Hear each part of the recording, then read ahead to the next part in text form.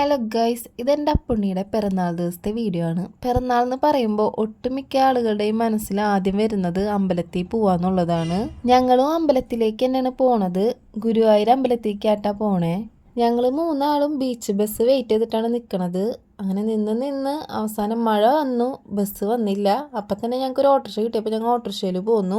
തളിക്കുള എത്തിയപ്പോൾ നല്ല മഴ പെയ്തുട്ടാ.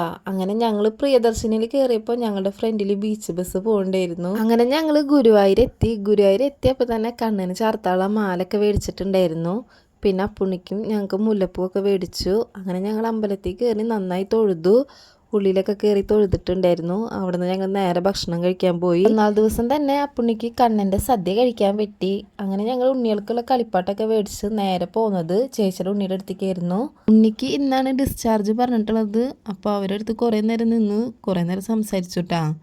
പിന്നെ ഉണ്ണീനെ ഡിസ്ചാർജ് ആയപ്പോൾ അവരവരെ വീട്ടിലേക്ക് പോവാണ്. അങ്ങനെ അവരോട് ടാറ്റ പറഞ്ഞ് ഞങ്ങളും പോന്നു. ഞങ്ങൾക്ക് ബസ്സിലിരുന്ന് കഴിക്കാനായിട്ട് നെല്ലിപ്പുളി, 7up, ചിപ്സ് ഇതൊക്കെ മേടിച്ച് വെച്ചിട്ടുണ്ടായിരുന്നു. അടിപൊളി ചിപ്സ് ആയിരുന്നു കേട്ടോ. ഗുരുവായിരുന്നു മേടിച്ചതായിരുന്നു.